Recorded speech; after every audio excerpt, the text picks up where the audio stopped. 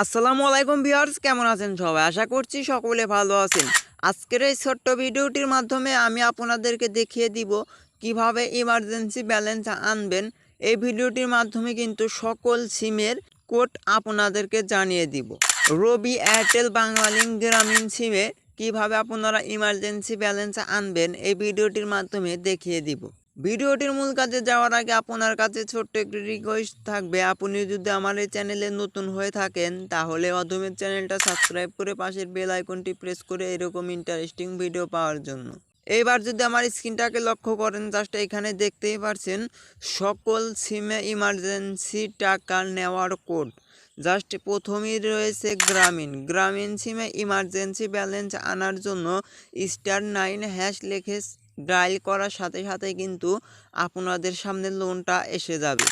এবার আসি বাংলালিংক সিমে লোন আনার *874# লিখে দেওয়ার পরে ডায়াল করবেন। ডায়াল করার পর আপনাদের সামনে ইমার্জেন্সি ব্যালেন্সটা কিন্তু এসে যাবে।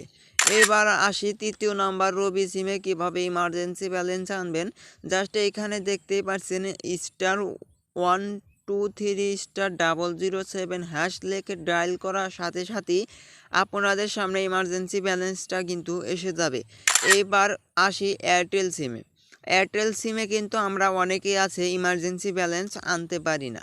জাস্ট ইমার্জেন্সি ব্যালেন্স আনার জন্য *141# লিখে ডায়াল করার সাথে সাথেই আপনাদের ইমার্জেন্সি ব্যালেন্সটা এসে যাবে।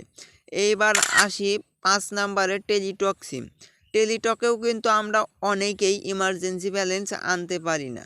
জাস্ট টেলিটকে ইমার্জেন্সি ব্যালেন্স আনার জন্য *1122# দিয়ে ডায়াল করার সাথে সাথেই কিন্তু আপনাদের সামনে ইমার্জেন্সি ব্যালেন্সটা কিন্তু এসে যাবে। ভিডিওটি এই পর্যন্তই শেষ। ভিডিওটি শেষ পর্যন্ত দেখার জন্য অসংখ্য ধন্যবাদ। আসসালামু আলাইকুম।